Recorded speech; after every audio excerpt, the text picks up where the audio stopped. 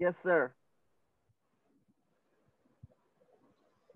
আচ্ছা আমি শুরু করছি চ্যাপ্টার 15। হ্যাঁ, এখানে প্রথমে আছে হচ্ছে তোমার মেকানিক্যাল বিহেভিয়ার কেমন হয় পলিমারের।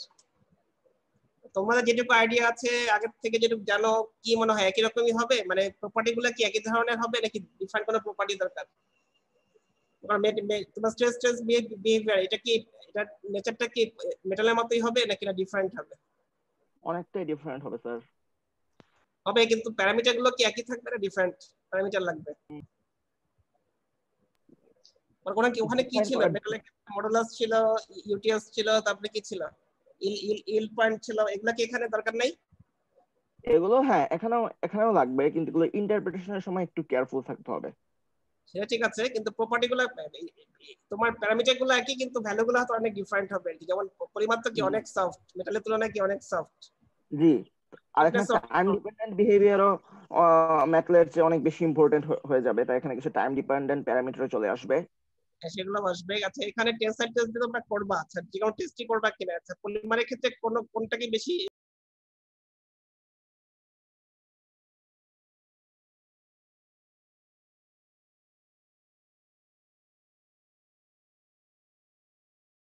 এফেক্টিভ হবে মনে হচ্ছে পলিমারের ক্ষেত্রে? বাসস্ট্যান্ড যদি একটু বাড়াও কমাও তাহলে কি প্রপার্টি খুব বেশি কম বেশি হওয়ার সম্ভাবনা আছে মেটালের তুলনায়? অনেকটাই হওয়ার সম্ভাবনা আছে, কেননা পলিমারের ক্ষেত্রে টাইম ডিপেন্ডেন্ট ডিফরমেশন মেটালের চেয়ে অনেক বেশি। মেটাল যেখানে টাইম ডিপেন্ডেন্ট ডিফরমেশন দেখায় হাই টেম্পারেচারে, সেখানে পলিমার রুম টেম্পারেচারেই দেখায়। সুতরাং এখানে স্ট্রেইন রেটের উপরেও, হ্যাঁ স্ট্রেইন তাহলে রেট এটার উপরে প্রপার্টি কিছু তাহলে ডিপেন্ড করবে। পলিমারের ক্ষেত্রে শ্রেণীটা খুব বেশি ইম্পর্টেন্ট, টেম্পারেচারটা খুব বেশি ইম্পর্টেন্ট। তুমি টেম্পারেচার বাড়াইলে কমাইলে দেখা যাবে কি পলিমারের নেচার চেঞ্জ হয়ে যাবে। ঠিক আছে, আবার আবার নেচার, তোমার নেচার মানে কি তোমার আশেপাশে যে যে পরিবেশটা আছে, এনভায়রনমেন্ট আছে, সেটাও কেমন, সেটার উপর ডিপেন্ড করবে যে পলিমারের প্রপার্টি কেমন হবে। তাহলে টেস্টের প্রসিজার হয়তো একই থাকবে, কিন্তু তোমাকে কিছু কিছু প্যারামিটার একটু মানে খুব কেয়ারফুলি কনসিডার করতে হবে যদি তুমি পলিমারের টেনসাইল বিহেভিয়ার জানতে চাও। আচ্ছা এরপরে তো একটা ফিগার দেওয়া আছে, ফিগার 15.1। এখানে তিনটা লাইন দেখো, লাল নীল সবুজ, তিনটাই কিন্তু পলিমারের জন্য। পলিমার তো আমি পলিমার টাইপ তোমাদেরকে যদি এখনো পড়াই নাই, একটু তোমরা আইডিয়া করতে পারছো যে পলিমারটা কেমন হবে? এটা কি স্টিফ, এটা কি ব্রিটাল হবে নাকি ডাকটাইল হবে, কি মনে হয়? তো এ 15.1 নাম্বারটা এ, হ্যাঁ না এ 15.1 নাম্বারটা এ, খুব হ্যাঁ ব্রিটাল, কিন্তু পলিমার এমনি চিন্তা করলে পলিমার কি ব্রিটাল নাকি পলিমার ডাকটাইল? ডিপেন্ড করে, অধিকাংশ ক্ষেত্রে আমরা ডাক্টিলিটি দেখতে পাই। কিন্তু কিছু কিছু পলিমার আছে খুব মানে জি হয়তো স্যার। বা সিরামিকের মতো ব্রিটাল না, কিন্তু অনেকটা ব্রিটাল আর কি। জি এখানে স্যার। দেখো তিনটা লাইন, তিন তিন ধরনের পলিমারের কথা বলা হয়েছে, এ বি সি। এই নাম্বারটা হচ্ছে ব্রিটাল পলিমার, দেখো এটা কি অনেক, স্টিফনেস অনেক বেশি এবং কি ইলংগেশন কি বলতে গেলে নাই। বি নাম্বারটা কি, বি নাম্বারটা দেখো কিছুটা কিছুটা স্টিফনেস তো বেশি আছে, ইলংগেশন কিছুটা আছে। সি নাম্বার কি, স্টিফনেস একদমই কম কিন্তু ইলংগেশন কি অনেক বেশি। জেনারেলি পলিমার যদি বলতে হয়, পলিমারের এই তিন ধরনের যে কোনো এক ধরনের ক্যারেক্টার শো করে আর কি। এ নাম্বারটাকে বলছে ব্রিটেল পলিমার, বি নাম্বারটাকে বলছে প্লাস্টিক পলিমার, সি নাম্বারটাকে বলতেছে হচ্ছে ইলাস্টিক পলিমার। ইলাস্টিক পলিমার কোনগুলা বলতে পারবা? এই তো যেমন আমরা আমরা রাবার ব্যান্ড টাইপ যেগুলো যেগুলো রাবার ইউজ ব্যান্ড টাইপ করি। যেগুলো অনেক বেশি ইলাস্ট্রেশন হবে সেগুলাই ইলাস্টিক, এবং সেগুলোকে বলা হচ্ছে ইলাস্টোমার। যেসব পলিমারের ডাক্টিলিটি অনেক বেশি, ইলাস্ট্রেশন অনেক বেশি, সেগুলোকে বলে ইলাস্টোমার। আর কিছু পলিমার আছে দেখো একদম অনেক বেশি স্টিফ, মানে খুব বেশি ব্রিটেল এবং তার ইলাস্ট্রেশন একদমই নাই। মাঝখানে যেটা আছে বি নাম্বার, এটাকে বলা হচ্ছে প্লাস্টিক পলিমার। এটা কিছুটা ইলংগেশন আছে, তাই বলে মানে ইয়ের থেকে অনেক কম, ইলাস্টিক পলিমারের থেকে ইলাস্টোমার থেকে অনেক কম, কিন্তু বেশ আছে, মানে খুব খারাপ না। বি নাম্বার যে বলছে প্লাস্টিক পলিমার, জেনারেলি পলিমার গুলা মানে মাঝারি বেশিরভাগ ক্ষেত্রে বির মতো নেচার আচরণ করে বেশিরভাগ পলিমার, কিন্তু কিছু পলিমার আছে বেশি স্টিফ, কিছু পলিমার আছে কি আবার একদম খুব বেশি ইলাংগেশন শো করে, সেগুলো হচ্ছে ইলাস্টোমার। এই তিনটা কাজ থেকে কোনো প্রশ্ন করবা কিনা? স্যার, সি নাম্বার কার্ভে দেখা যাচ্ছে যে মোটামুটি অ্যাবাউট 5 স্ট্রেন বা স্ট্রেস হঠাৎ করে বাড়তে থাকে। এরকম স্যার মেটালের ক্ষেত্রে কোনো অবস্থাতেই দেখা যায় না, এর কারণ কি? তোমরা বলো দেখি, কে বলতে পারবা কিনা। এখানে গ্রাফটা শো করছে লাস্টে দিয়ে গিয়ে তার কি স্ট্রেস অনেক বাড়ছে, শেষে দিয়ে কি কি বাড়ার কথা জেনারেলি। অন্য যেমন বি নাম্বারটা কি, বি নাম্বারটা কিন্তু খুব সামান্য একটু বাড়ছে, কিন্তু সামান্য একটু বাড়ছে আর কি। এখানে কি এই কারণটা কি কেউ বলতে পারবা কেন হচ্ছে এটা? জেনারেলি কি প্রথম দিকে বাড়ে পরে আস্তে আস্তে কমে যায়, তাই না? শেষের দিকে দেখা যায় কি আসলে কি শেষের দিকে তো আসলে কমে যাওয়ার কথা ছিল, কিন্তু এখানে না কমে একটু বাড়া দেখাচ্ছে। এটা কারণ বলতে পারবে কি? এটা স্যার স্যার এরিয়া আমার রিডাকশন, বলো, একজন বলো। স্যার এরিয়া রিডাকশনের কারণে হতে পারে কি? রিয়েকশন কারণে হয়, কিন্তু হতে পারে, কিন্তু শেষের দিকে গিয়ে কি আসলে কি এত স্ট্রেংথ থাকবে যে সে লোড বেশি নেবে? এটা হতে পারে যে এরিয়া অনেক কমে যায়, ট্রু এরিয়া তো আসলে লাস্টের দিকে অনেক কমে যায়, তখন স্ট্রেস কিছুটা বাড়ার সম্ভাবনা আছে, সেটাও হতে পারে একটা কারণ। এটা স্যার খুব স্যার হাই স্ট্রেন ফাইবার গুলো হার্ডেনিং। অ্যালাইন হয়ে যায় ওই সময়, যে কিছু ফাইবারস মানে এটা তো ফাইবার ওরিয়েন্টেশনের উপর, ওরিয়েন্টেশনের উপর। সেটা বলতে পারো যে ওরিয়েন্টেশন হয় কিনা, কিন্তু আসলে ওরিয়েন্টেশন, আচ্ছা এটা এই পয়েন্টে পরে আসতেছে। দেখো মাঝখানে যে এই পলিমারটা আছে, যেটা প্লাস্টিক পলিমার বলতেছে, এটা তো এখানে কিন্তু আপার ইল লোয়ার ইল আছে, যেমন এই যে একটা ফিগার 15.2 তে দেখানো হচ্ছে, তবে এখানে কিন্তু আপার ইলও আছে লোয়ার ইলও আছে, কিন্তু এই ক্ষেত্রে আপার ইল যে পয়েন্টটা, সেই পয়েন্টটাকে ইল পয়েন্ট ধরে হচ্ছে যে আপার ইল পয়েন্টটাকে। তারপরে দেখো একটুখানি কমলো পরে গিয়ে আবার বাড়লো, এখানে দেখো তাই সেরকম প্যাটার্নই শো করছে, মাঝখানে কমে পরে গিয়ে আবার বেড়ে যাচ্ছে। আচ্ছা এখানে এই তোমরা তো নেকিং জানো তাই না? এখানে দেখো একটা ছবি দেখানো হয়েছে, এই ছবিটা একটু দেখো তো। এখানে এটা কি মেটালের মতোই হচ্ছে নাকি অনেক একটু ভিন্ন ধরনের হচ্ছে? বলো দেখি। এখানে অনেকটাই ভিন্ন ধরনের, কেন নেক রিজিয়নটাই অনেক বেশি স্প্রেড আউট করছে।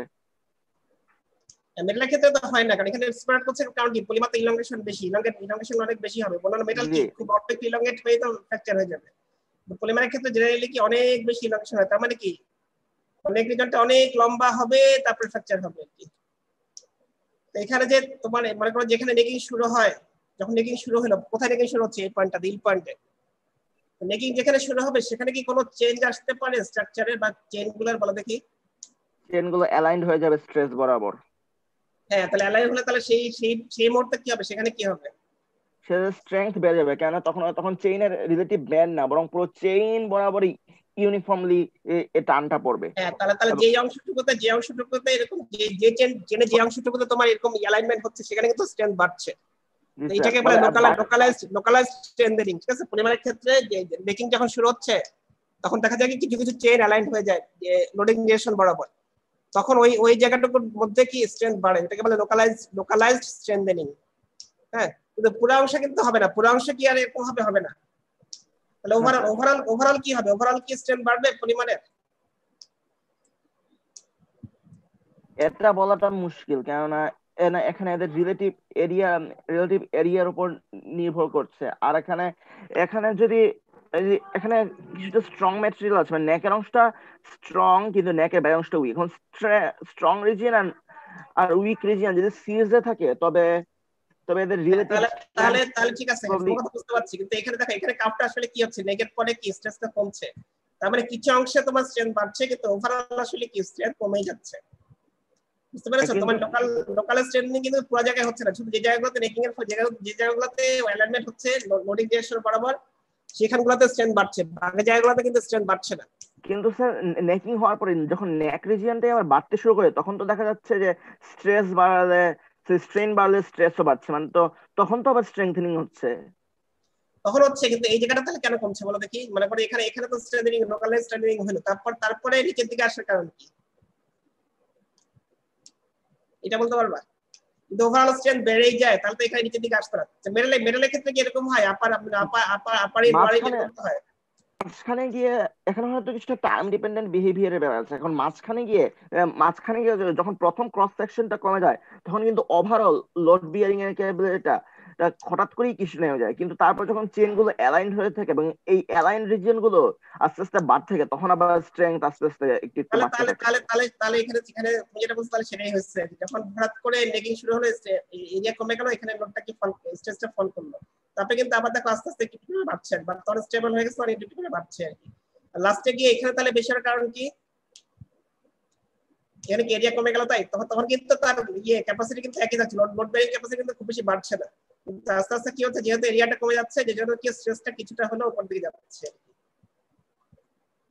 এইখানে আবার আগের জায়গাটায় আসি, দেখো এখানে কিন্তু তাহলে ইলাস্টোমারের ক্ষেত্রে বি কি বুঝলাম, বি এর ক্ষেত্রে বুঝলাম, কিন্তু তাহলে সি এর ক্ষেত্রে ব্যাপারটা কি হলো? সি এর ক্ষেত্রে বলো, তোমরা বলো সি এর ক্ষেত্রে কি এরকম সি তো ইলাস্টোমার, সেখানে কি স্ট্রেংথ বাড়ার কথা?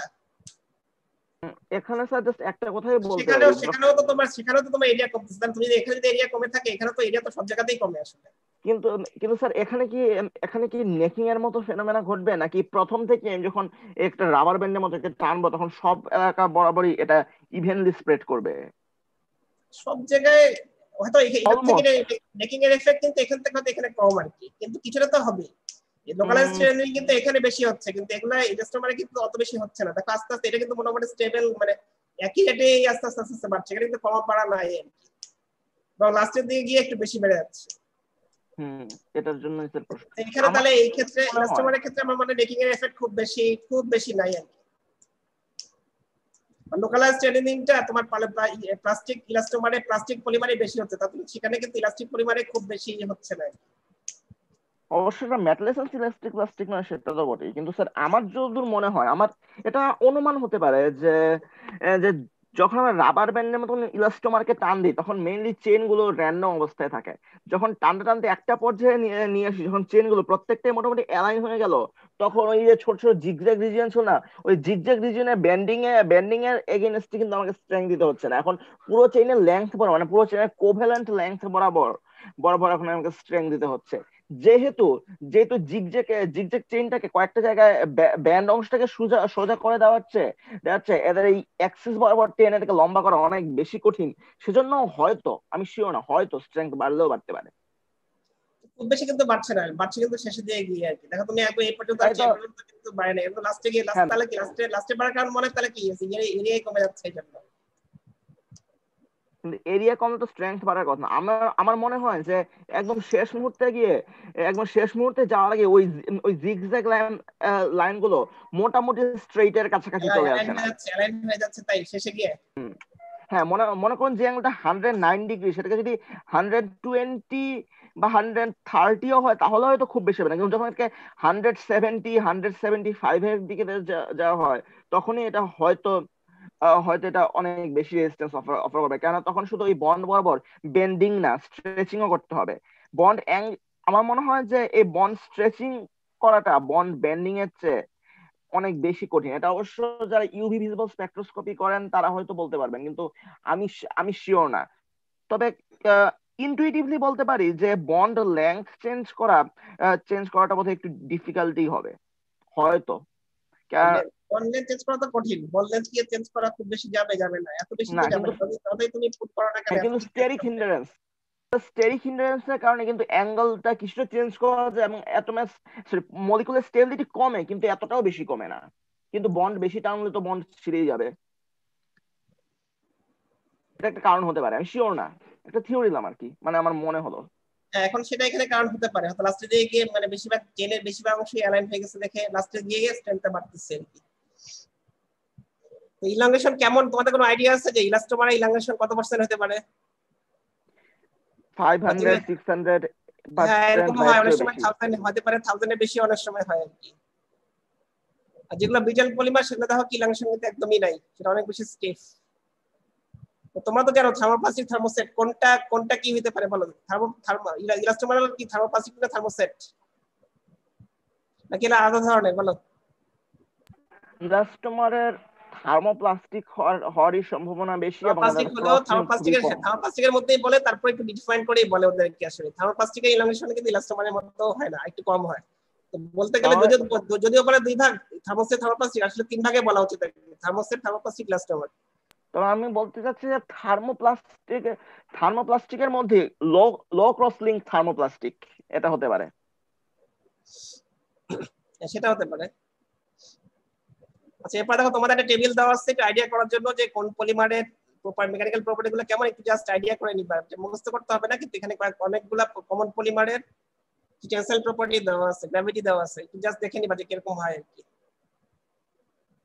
আচ্ছা এরপরে দেখো একটা ফিগার আছে 15.3, এখানে টেম্পারেচার এফেক্ট দেখাচ্ছে, যেটা একটা সিঙ্গেল পলিমারটা হচ্ছে টিএমএমএ। সেই পলিমারটা কি করতেছে, টেম্পারেচার একই পরিমাণে টেম্পারেচার যখন বাড়াচ্ছে কমাচ্ছে দেখো প্রপার্টি কিন্তু অনেক বেশি কমে আসতেছে। একই সব যতগুলো লাইন আছে সবগুলো কিন্তু একই পলিমারের টিএমএমএ পলিমিথাইল মিথাকাইলেট, কিন্তু দেখো টেম্পারেচার কমানো বাড়ানোর ফলে কি হচ্ছে, সে একই পলিমার কিন্তু প্রথমে কি ছিল ইলাস্টোমারের মতো অনেকটা ইলাস্টিক, সেটা কি হয়ে গেল পুরা বিজেল পলিমার হয়ে গেল। টেম্পারেচার কমালে কি হচ্ছে, বাড়ালে কি হচ্ছে বলো? টেম্পারেচার কমালে থার্মাল মোশন কমে কমে যাচ্ছে, চেইনগুলো ফ্রিজ হয়ে যাচ্ছে, ফলে চেইনগুলো এগুলো বাঁকা গিয়ে ভেঙে যাচ্ছে। আর তার মানে টেম্পারেচার খুব বেশি বাড়লে চেইনগুলো লিকুইফাই হয়ে যাচ্ছে। হ্যাঁ, তার মানে যত টেম্পারেচার তুমি আস্তে আস্তে কমাবা কি হবে, পলিমার স্টিফ হয়ে যাবে, ইলাস্টিক কমে যাবে। এখানে দেখো সবচেয়ে ইলাস্টিক হচ্ছে একদম নিচেরটা, সেখানে টেম্পারেচার অনেক বেশি, যত উপর দিকে যাচ্ছে টেম্পারেচার আস্তে আস্তে কমছে কমছে কমছে, দেখো একদম উপরেরটা হচ্ছে 4 ডিগ্রি নিয়ে আসছে, তখন কি একই পলিমার কি হয়েছে, পুরো ব্রিটেল পলিমার হয়ে গেছে। যে একদম ইলাস্টিক ছিল, ইলাস্টিক পলিমার ছিল, সে পুরো একদম ব্রিটেল পলিমার হয়ে গেছে। টেম্পারেচার কমানোর পর তাহলে কি পলিমারের ক্ষেত্রে অবশ্যই টেম্পারেচারটা খুব বেশি এফেক্টিভ। টেম্পারেচার একটুখানি কমালে বাড়ালে দেখা যাবে কি প্রপার্টি অনেক বেশি চেঞ্জ হয়ে যাবে।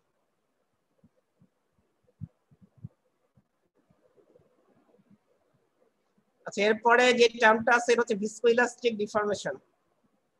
পলিমারের ডিফর্মেশন, এটা কি ইলাস্টিক ডিফর্মেশন না কি প্লাস্টিক বলো, নাকি নাকি ভিসকাস নাকি বলো, জানো এটা কিছু তোমরা?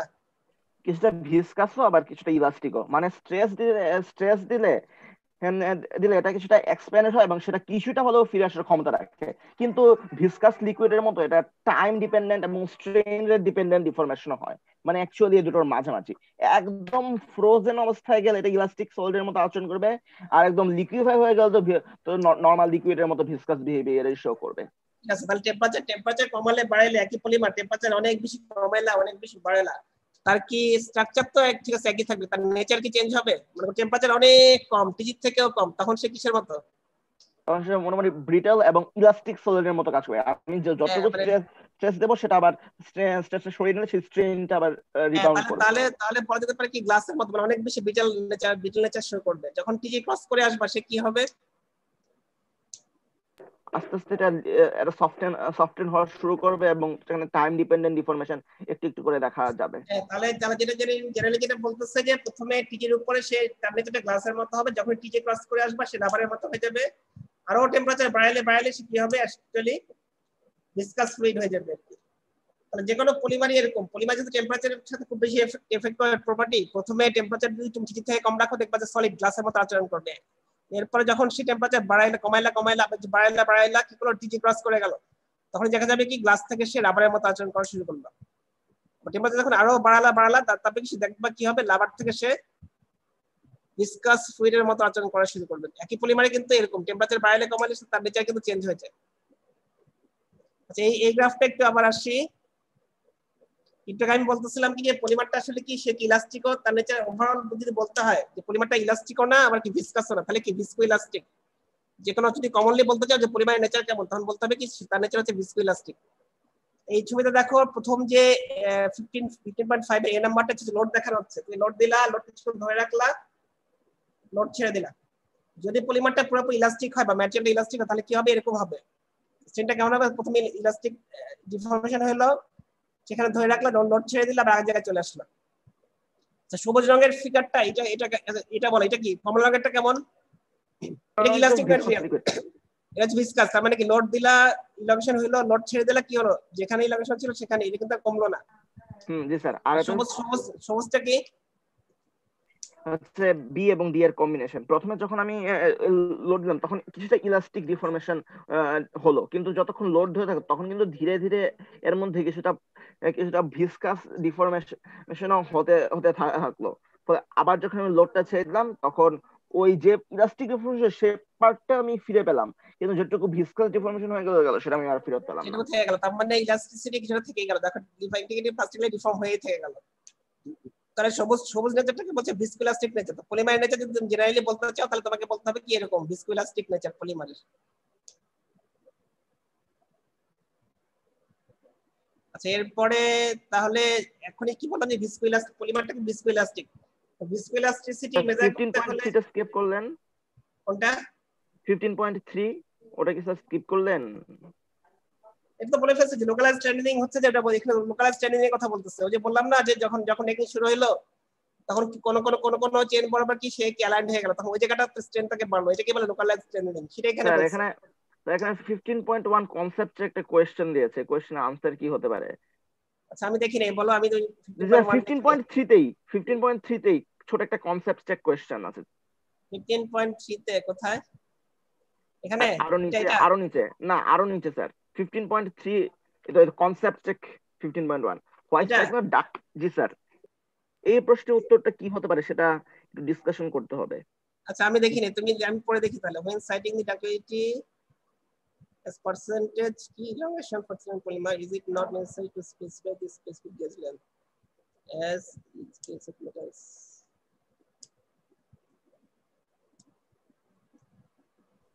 It is not কেন necessary. এটা? আচ্ছা এখানে কেন গেজ লেন্থ কি বলতে হবে না বলো দেখি, তোমাদের কি মনে হয়? মানে মেটালের ক্ষেত্রে কি বলা, গেজ লেন্থ বলতেই হয় না, গেজ লেন্থের সাথেই তো কম বেশি হয়। পলিমারের ক্ষেত্রে কি গেজ লেন্থটা দরকার নাই? মানে বলছে যে পলিমারের ক্ষেত্রে গেজ লেন্থটা না বললেও মানে খুব বেশি নেসেসারি না, না বললেও চলবে। তোমাদের কি তাই মনে হয়? ইনফ্যাক্ট মেটালের ক্ষেত্রে আমরা গেজ লেন্থের ইম্পর্টেন্স কি সেটাই হয়তো আমরা ঠিকঠাক গ্রাস করতে পারছি না। আচ্ছা গেজ লেন্থ না বললে কিভাবে হবে? মনে করো গেজ লেন্থটা কি, গেজ লেন্থটা মনে করো 10 ছিল 100 ছিল, সেখান থেকে বেড়ে 150 হয়েছে, তখনই তো বলে যে ইলাংশনটা হচ্ছে 50%, তাই না? তো হ্যাঁ, পলিমারের কিন্তু সেটা ক্ষেত্রে 10 স্যার, কিন্তু যদি গেজ লেন্থ 10 হতো বেড়ে 15 হতো তাহলে তো স্যার এটার ইলংগেশন 50%ই হতো। কিন্তু মেটালের ক্ষেত্রে গেজ তাহলে লেন্থের, আচ্ছা একটা যদি প্রশ্নটা যদি এসেই গেল, গেজ লেন্থের এফেক্ট কি আছে আসলে বলো দেখি? মানে ছোট একটা জায়গায় যেরকম ইলাংশন হবে, বড় জায়গা নিলে ইলাংশন কি বেশি হবে? মেটালের ক্ষেত্রে মেটালের ক্ষেত্রে স্যার এন্ড ইফেক্ট মানে এই নেক থেকে দূরে বা এই যে সিলিন্ডারিক্যাল যে ন্যারো যে সিলিন্ডারিক্যাল মেশিন রিজিয়ন, এখানে এন্ড এফেক্টের ব্যাপারটা হয়তো আসতে পারে, এবং হয়তো এন্ড এফেক্টটা ব্যালেন্স করার জন্য হতেও পারে যে গেজ লেংথটা মেনশন করা ইম্পর্টেন্ট, নইলে বিভিন্ন গেজ লেংথে হচ্ছে পুরো লেংথের বিভিন্ন পার্সেন্ট এন্ড এন্ড এফেক্ট থাকবে। কিন্তু পলিমারের ক্ষেত্রে ব্যাপারটা বলাটা একটু ডিফিকাল্ট। ঠিক আছে তবে তাহলে। এমনও হতে পারে যে যেহেতু নেকিং রিজিয়নটাই এটা হচ্ছে অলমোস্ট ইনডেফিনিটলি, মানে মেটালের তুলনায় অনেক অনেক বেশি যেহেতু এক্সটেন্ডেড হয়ে যাচ্ছে, ফলে অ্যাকচুয়ালি নেক রিজিয়নের প্রপার্টি ম্যাটার করবে। যেহেতু নেক রিজিয়নটা অনেক বেশি লম্বা হয়ে যায়, সেহেতু এন্ড ইফেক্টটা হয়তো এতটা বেশি ইফেক্টিভ হবে না, কিন্তু স্যার সেটা ইলাস্টোমারের জন্য প্রযোজ্য হবে। এটা এটা তো স্যার ইন জেনারেল প্লাস্টিক এখানে এই যে পলিমার ইন জেনারেল বলছে, এখানে পলিমার তো আলাদা করে ভাগ করে তো বলবে, জেনারেলি পলিমারের সেমি ক্ষেত্রে এটা ক্রিস্টালাইন, বলছে। সকল পরিমাণে তো স্যার মোরলেস সেমি ক্রিস্টালাইন। হ্যাঁ কিন্তু কিন্তু তোমাদের যদি স্যাম্পল অনেক বেশি লম্বা হয়, সেখানে চেনের এফেক্ট কেমন? আর স্যাম্পল যদি ছোট, মানে যদি স্যাম্পলটা ছোট হয়, সেক্ষেত্রে চেনের এফেক্ট কেমন? মানে গেজ লেন্থ বাড়ালে কি হবে, অনেক চেনটা অনেক বড় চেন হবে, তাই তো, যেটা লম্বা হবে। আর যদি তুমি গেজ লেন্থ কম রাখো, তাহলে চেনের লেন্থ তো ছোট। এই দুই ক্ষেত্রে কি কোনো হুম, কোনো কোনো চেঞ্জ আসবে? না, এখানে তো রেশিওটাই তো স্যার ম্যাটার করে। রেশিও ম্যাটার মেটালের করছে, ক্ষেত্রে রেশিও ম্যাটার করছে, কিন্তু তোমার কি মনে করছে পলিমার চেন কিন্তু ইউনিফর্ম না। কোন জায়গায় দেখা যাবে যে কি একরকম, আরেক জায়গায় দেখা যাবে আরেক রকম। আর মেটালের ক্ষেত্রে কি, মেটালের ক্ষেত্রে জেনারেলি কি দেখা যায় যে সব জায়গায় একই রকম না প্রপার্টি। জি স্যার। সেটা চিন্তা করলে তাহলে তাহলে তাহলে কি এটা উল্টা কথা হলো না? তোমার কি মনে হয়? মানে এখানে বলছে মেটালের ক্ষেত্রে এফেক্টিভ, কিন্তু পলিমারের ক্ষেত্রে এফেক্টিভ না। এটা কি আসলে ঠিক বলছে? আমি কি বলতে চাচ্ছি বুঝছো? মনে করো যে তুমি একটা টেনসাইল টেস্ট করতেছো, গেজ লেন্থ ছোট রাখলা, আরেকটা স্যাম্পল একই একই একই ম্যাটেরিয়ালের, সেখানে কি গেজ লেন্থটা বড় নিলা, তো দুই ক্ষেত্রে কি প্রপার্টি ইনোভেশন কি ডিফারেন্ট হওয়ার সম্ভাবনা আছে?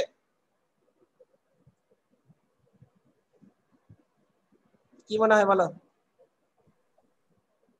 আমি স্যার এই ব্যাপারে কিছু বলতে পারবো না, অন্যরা যদি কিছু বলতে পারে। এটা খুব বেশি ক্রিটিক্যাল টু একটু থিংস। ক্রিটিক্যাল, এটা একটু চিন্তা করে দেখো, ঠিক আছে? আমি এটা আগে আমি চিন্তা করি না, আমি এই জিনিসটা পড়ি নাই, আমি একটু চিন্তা করে দেখতে পারি আর কি আসলে কি। তোমরা আজকে বলতে হবে এরকম না, চিন্তা করে পরেও আমরা ডিসকাস করতে পারি, অসুবিধা নেই। আচ্ছা এরপরে দেখো যে পয়েন্টটা বলছে, আমি তোকে কি বললাম যে পলিমারটা কি ভিসকোইলাস্টিক, তো ভিসকোইলাস্টিসিটি তো মেজার করতে হবে। মেজার করার জন্য একটা উপায় এখানে বলতেছে স্ট্রেস রিল্যাক্সেশন মেজারমেন্ট। এটা কিন্তু আমার নাম শুনছো?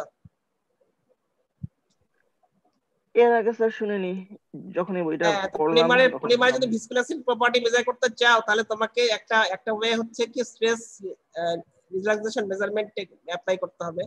সেটা যে কি করতেছে যে একটা একটা ফিক্স অ্যামাউন্ট, একটা একটা নোট সবসময়, মানে পলিমার যখন এই টেস্টটা শুরু করছে, একটা ফিক্স অ্যামাউন্টের মানে একটা খুব ছোট্ট একটা ইলাংশন দিলাম, ইলাংশন না, খুব ছোট্ট অল্প একটা স্ট্রেন দিলাম, এবং যেমন চেষ্টা করবে কি যে পুরো টেস্টের সময় একই রকম স্ট্রেনটাকে ধরে রাখতে।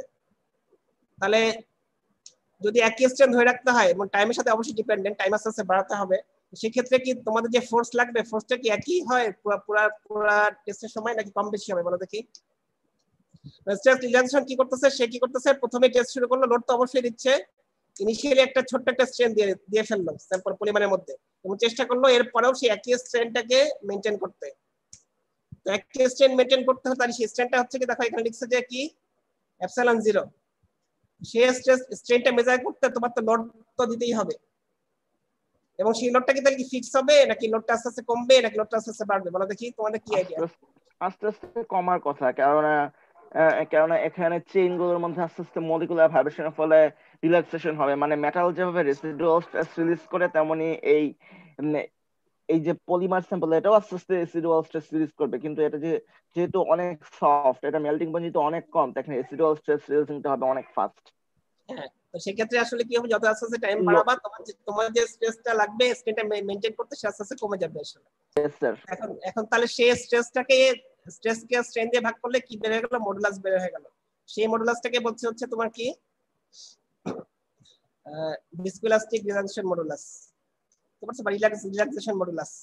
তাহলে সেটা কি সেটা বের করতে হলে তাহলে যে প্রসিডিউর বললাম, কি তোমাকে একটা পার্টিকুলার একটা স্ট্রেন দিয়ে দিতে হবে, সেই স্ট্রেনটা মেনটেন করার জন্য তোমাকে স্ট্রেস ভ্যারি করতে হবে অনেক সময় ধরে, এবং প্রত্যেকটা স্টেজে টাইমের এগেইনস্টে কি করবে, সে কি করবে, তোমার স্ট্রেসটা মেজার করবে, পরপর একটা গ্রাফ প্লট করবে, সেই স্ট্রেস স্ট্রেন কার্ভের মতোই হয়ে গেল আর কি। তো সেখান থেকে যে স্টপ থেকে যে মডুলাসটা পাবে, সেটাই হচ্ছে কি রিল্যাক্সেশন মডুলাস। এই মডুলাসটা কি বললাম, যে টাইমের সাথে সাথে আস্তে আস্তে কি হবে, আসলে কমবে। এখানে একটা কার্ভ দেখানো হয়েছে, একই সিঙ্গেল একটা পলিমার, সেটা ওয়াই অ্যাক্সিসে হচ্ছে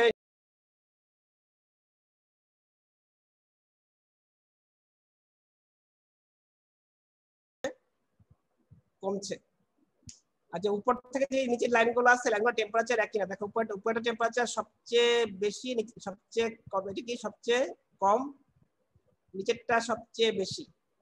তাহলে কি হলো, টেম্পারেচার যত বেশি বাড়াচ্ছে, তার কি মডুলাস ভ্যালুটা আস্তে আস্তে কমে যাচ্ছে। আর অবশ্যই কি টাইম বাড়ানোর সাথে সাথে কি রিল্যাক্সেশন মডুলাসের ভ্যালুটা কমে যাচ্ছে। এই কার্ভগুলো তো ক্লিয়ার তোমাদের নাকি? Yes sir. তাহলে পলিমারটা কি ভিস্কোইলাস্টিক নেচার শো করে, ভিস্কোইলাস্টিসিটি মেজার করতে হলে কি করতে হবে, স্ট্রেস রিল্যাক্সেশন মেজারমেন্ট টেকনিকটা অ্যাপ্লাই করতে হবে, সেখান থেকে কি রিল্যাক্সেশন মডুলাসটা বের করতে হবে। মডুলাসটা যত বেশি হবে, তাহলে সে তত বেশি স্টিফ হবে। আর অবশ্যই টাইমের সাথে সাথে কি হবে, মডুলাসটার ভ্যালু কমে যাবে। টেম্পারেচার যদি বাড়াও, তাহলে কি হবে,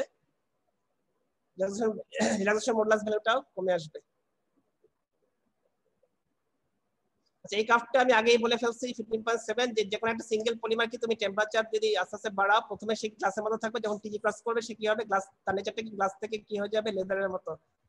প্রথমে লেদার হবে, তারপরে আরেকটু কমালে রাবারের মতো হয়ে যাবে। টেম্পারেচার যদি আরো বেশি বাড়ায় ফেলে, তখন কি সে রাবার থেকে কি হবে, সে পুরোপুরি ভিসকাস হয়ে যাবে। স্যার, এর রাবারি অংশটা একটা ফ্ল্যাট রিজিয়ন দেখা যায় কেন, আর লেদারি আর ভিসকাসিটিতে এত শার্পলি ড্রপ করে কেন? এখন বলো তো, তোমরা টিজি কোন জায়গায় হচ্ছে বলো দেখি? গ্লাস আর রাবারের এখানে মাঝখানে। টিজি না, যখন এই লাল অংশটা টিজিটা যখন এরকম, তখনই সেরকম হয়। কিন্তু পরিমাণ যখন টিজি ক্রস করে, দেখা যাবে কি তার ভিসকসিটি অনেক বেশি হয়ে যায়, কি নাম জানি, সে অনেক বেশি, তার ভিসকসিটি অনেক বেশি কমে যায়। যখন টিজিটার উপরে নিচে কিন্তু খুব বেশি পার্থক্য, টিজি ক্রস করা মানে দেখা যাবে কি তার ফ্লুইডিটি বেড়ে যায়, ভিসকসিটি অনেক কমে যায়। তো এখানে ওর একটা কোশ্চেন ছিল যে এখানে স্ট্রেস, এখানে কি স্ট্রেট কেন, এটা কি বলতে পারবা? রাবারি অংশটা ফ্ল্যাট কেন? এই অংশটা ফ্ল্যাট কেন, কিন্তু পরে দেখো আবার যখন টেম্পারেচার আরেকটু বাড়াইলে, পুরোপুরি ডিসকাস হয়ে গেলে, তখন কিন্তু আবার অনেক বেশি হ্যাঁ, কেন তখন রাবার চেন গুলো ফ্রি হয়ে লিকুইডের মতো ফ্লো করতে শুরু করেছে। হ্যাঁ, এটা তো তখন ক্লিয়ার। এই জন্য কমে গেছে। রাবারের ক্ষেত্রে কি এরকম স্ট্রেট হওয়ার কথা, কি মনে হয় বলো দেখি? রাবার যখন হইলো, তখন কেন স্ট্রেট হলো, তখন মডুলাসটা তো কমার কথা ছিল। আবার স্যার, গ্লাস থেকে তখন রাবার হলো, তখন স্টিফনেসটা বা ডিসঅর্ডারটা হঠাৎ করে একটা রাইজ হলো, তাই এখানে ড্রপ হলো। এটা হচ্ছে টিজি ক্রস করলে এরকম হয় আর কি, এটা আমি এটাই জানি। স্যার, এই এই জায়গাটা দুটোটা বুঝলাম, কিন্তু রাবারি ফ্ল্যাটটাই স্যার বুঝলাম না। এই জায়গাটা আমিও বুঝতে পারছি না। কেউ কি কোনো আইডিয়া আছে যে রাবারের ক্ষেত্রে এরকম স্ট্রেট কেন? রাবারের মধ্যে কি হচ্ছে, যে রাবার যখন হচ্ছে, তখন টেম্পারেচার একটুখানি কমাইলেও তো কি তার প্রপার্টি খুব বেশি চেঞ্জ হচ্ছে না। এখানে কেউ কি বলতে পারবা কি কারণ? আচ্ছা, এই কাপটা তাহলে একটু চিন্তা করো, এটা পরে বলা যাবে। আমি কিন্তু সবকিছু বলে দিচ্ছি না আর কি, তোমরা একটু চিন্তা করে দেখবা। আচ্ছা, এরপর দেখো আরেকটা ফিগার আছে 15.8। এইখানে তোমার একটা সিঙ্গেল, পলিমারটা সিঙ্গেল কিন্তু পলিমারটাকে বিভিন্ন ভাবে অ্যারেঞ্জ করা হয়েছে। প্রথমটা দেখো দেখাচ্ছে এখানে কি, এখানেও কি মডুলাস আর হচ্ছে টেম্পারেচার। প্রথম তিনটা লাইন আছে এ বি আর সি, এটা হচ্ছে দেখো কি বলতেছে, এটা হচ্ছে পুরো ক্রিস্টালাইন। বি নাম্বারটা হচ্ছে ক্রিস্টালাইন থেকে কিছুটা ক্রস লিঙ্ক করা হয়েছে, তাহলে তার মানে কি ক্রিস্টালাইন থেকে কিছুটা হচ্ছে অ্যামরফাস হয়েছে। সি নাম্বারটা হচ্ছে কি পুরোপুরি অ্যামরফাস। তো এইখানে দেখো তাহলে তিন ধরনের, একটা হচ্ছে ক্রিস্টালাইন, একটা হচ্ছে অ্যামরফাস, মাঝখানটা হচ্ছে কি সেমি ক্রিস্টালাইন। এই তিনটা ক্ষেত্রে দেখো কি তিনটা ক্ষেত্রেই তোমার মডুলাস ভ্যালু কমে যাচ্ছে, কিন্তু তিনটা কিন্তু যে কমার যে হার বা কমার রেট সেটা কিন্তু তিনটা ডিফারেন্ট। এই তিনটা কি তোমাদের কাছে কি লজিক্যাল মনে হচ্ছে? আগে একটু বলতেছিলাম না প্রথম দিকে যে ক্রিস্টাল হলে কেমন হবে, অ্যামরফাস হলে কেমন হবে। এখান বোঝা থেকে যাচ্ছে। হ্যাঁ, এখান থেকে কি তাহলে কি তোমাদের যে আইডিয়াটা ছিল আগে বা এখন হচ্ছে সেখানে কি সেটার সাথে কি এটা মিলতেছে? যে অ্যামরফাস হলে তার চেঞ্জটা কম হচ্ছে, সরি ক্রিস্টাল হলে তার চেঞ্জ কম, কিন্তু অ্যামরফাস যখন হচ্ছে তখন তার চেঞ্জটা খুব বেশি হচ্ছে। এটা কি ব্যাপারটা ঠিক আসলে আছে? ঠিক এরকম যে আমরা স্টিয়ার ক্ষেত্রে দেখি যে এটা যেহেতু পুরোপুরি আমার ফার্স্ট, এখানে গ্লাস ট্রানজিশনের মধ্যে চেঞ্জটা অনেক বেশি। তারপর কিছুটা সফটেনিং হয়েছে এবং এটা ক্রিস্টাল হচ্ছে অ্যামরফাসটা তো সফট হয়ে যাবে অনেক আগে, তাই এটার এটা যে সফটেনিং দেখা গেছে এটা সেখানে ক্রিস্টাল সেখানে মেল্টিং সে পয়েন্টের কারণে আগে। সেখানে তো এখান থেকে মোলাস অনেক বেশি কমে যাচ্ছে, সে তুলনায় কিন্তু ক্রিস্টালটা কমছে না। জি স্যার, কিন্তু ক্রিস্টাল তো গ্লাস ট্রানজিশনটা খুব বেশি না কেন, ওখানে অ্যামরফাস মেটেরিয়াল নেই, কিন্তু মেল্টিং এর সময় ভিসকোসিটি ড্রপটা অনেক বেশি সিভিয়ার। তাই তো হয়েছে, দেখো মেল্ট যেখানে আসছে জি সেখানে কি স্যার। অনেক বেশি কমে গেছে না? সে তুলনায় কি বাকি যে দুটো আছে সেমি ক্রিস্টালাইন বা যেটা হচ্ছে কি অ্যামরফাস, সেখানে কিন্তু টিজের ক্ষেত্রে অনেক বেশি কমে যাচ্ছে, এটাই হওয়ার কথা আসলে। টিজি ক্রস ইয়েস করলে স্যার। মডুলাস ভ্যালুটা অনেক খুব বেশি ড্রপ করে যাচ্ছে। সেক্ষেত্রে যেটা তোমার ক্রিস্টাল পলিমার সেখানে কিছু ড্রপ করছে কিন্তু খুব বেশি করছে না, বরং এটা কি যেটা ক্রিস্টালাইন সেটার ক্ষেত্রে কি হচ্ছে মেল্টিং যখন হচ্ছে তখন খুব বেশি ড্রপ হয়ে যাচ্ছে।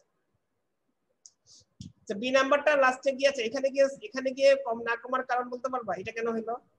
কেননা স্যার যেহেতু ক্রস লিঙ্ক, ফলে এটা গ্লাস ট্রানজিশন ক্রস করার পরেও মানে অ্যাটমগুলো এখন একটু একটু নড়াচড়া করতে পারলেও এখন এতটাও নড়াচড়া করতে পারবে না যে তারা এই পুরো নেটওয়ার্ক বা ক্রস লিঙ্কটা ভেঙে যেতে পারবে। এখানে পুরো স্ট্রাকচারটা হাই টেম্পারেচারে পাইরোলাইজড হয়ে যাবে, কিন্তু তবু এই চেইন গুলো লুজ হবে না, মানে এটা সি অনেকটা নাম্বার সি নাম্বার থার্মোস্ট্যাটিক এর সি মতো হবে। নাম্বার সি বি নাম্বারটা C number number B B তাহলে সি নাম্বারে কেন চেঞ্জ হচ্ছে?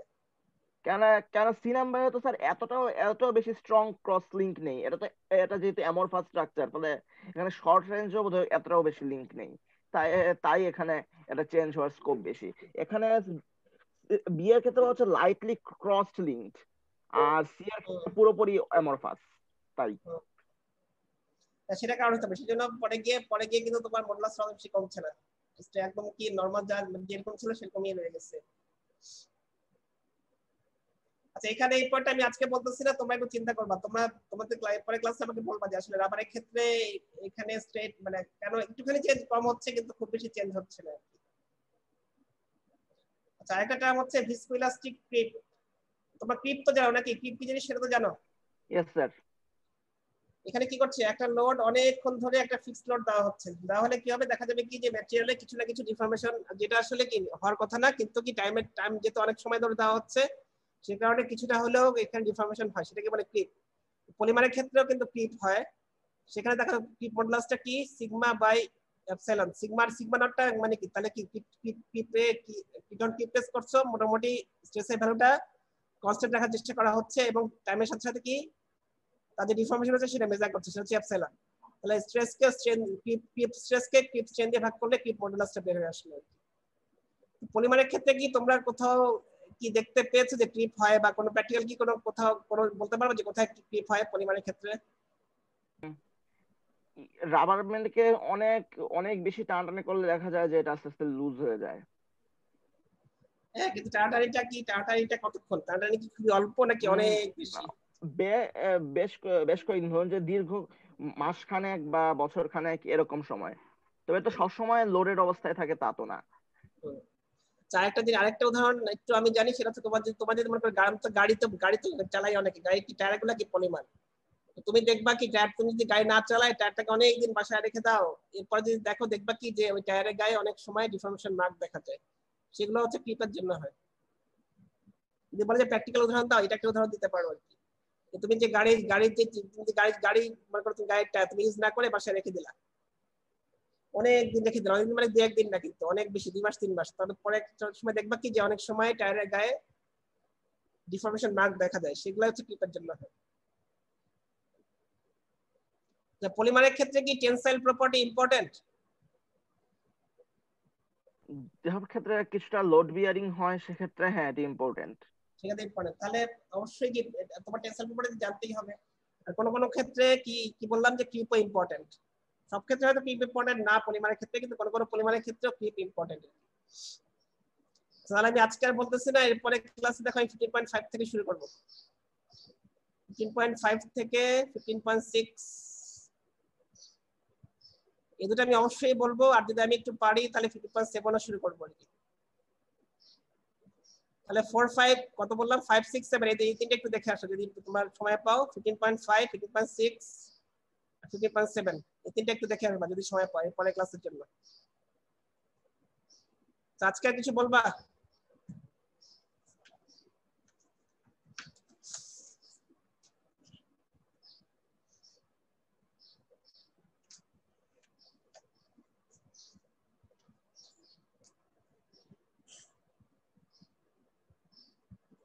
না বলার থেকে আমি রোল কলটা শুরু করতেছি। ইয়ে তো মনে আপনার করতেছে, আপনার তুমি তাহলে এটা বন্ধ করো, তোমার রেকর্ডিংটা বন্ধ করে দাও, অফ কোর্স। রেকর্ডিং বন্ধ করে দাও।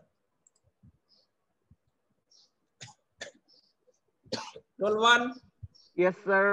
2, Present, sir. 3, Present, sir. 4, roll 4, Present, sir. roll 5, Present, sir. 6, roll 6, 7 কে তোমাদের কি রোল 7 কি 9 ক্লাসে নাকি? রোল 7 আছে তো না তোমাদের সাথে নাকি নাই? কোনো ক্লাসে আসে নাই? Roll 8, Sir, roll 8 present. রোল 9, 9 কি আছো? 10, Yes, sir. 11, roll 11, 12, roll 12 আছো? 13, Present, sir. 14, roll 14, 15, Yes, sir. 16, Yes, sir. 17, yes sir. 18, roll 18, 19, Yes, sir. 20, Yes, sir. 21, Yes, sir. 22, Yes, sir. 23, Yes, sir. 24, roll 24, 25, roll 25 নাই, 26, 26, roll 26, 27, Yes, sir. 28, 29, yes sir. 30, Yes, sir. 31, Yes, sir. 33, Yes, sir. 34, Yes, sir. 35, Yes, sir. 36, yes sir. 37, Yes, sir. 38, Present, sir. 39, Yes, sir. 40, Yes, sir. 41, Yes, sir. 42, Yes, sir. 43, 43 নাই, 44, 44 কি আছো? 44, 45, Yes, sir. 46, Yes, sir. 47, Present, sir. 48, Yes, sir. 49, Yes, sir. 50. Yes, sir. So 24 present, sir. 20, So 24. ঠিক আছে, তাহলে আমি close করে দিচ্ছি। আবার তোমাদের সাথে শনিবারে দেখা হবে। থ্যাংক ইউ, ভালো থাকো সবাই।